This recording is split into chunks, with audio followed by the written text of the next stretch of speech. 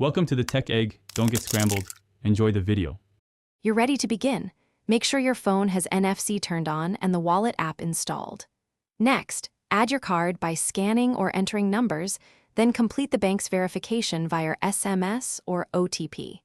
Once done, set a simple screen lock if prompted so payments remain secure. Make sure the card shows as active in the wallet app before moving on.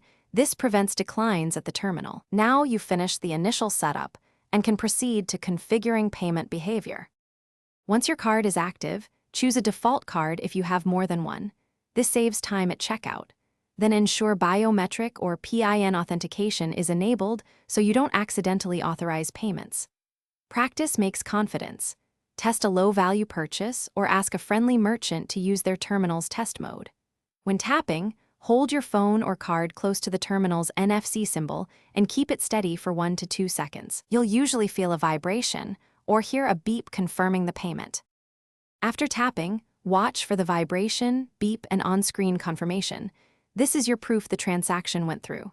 Make sure to lock your phone and check the wallet or bank app for the receipt and transaction details.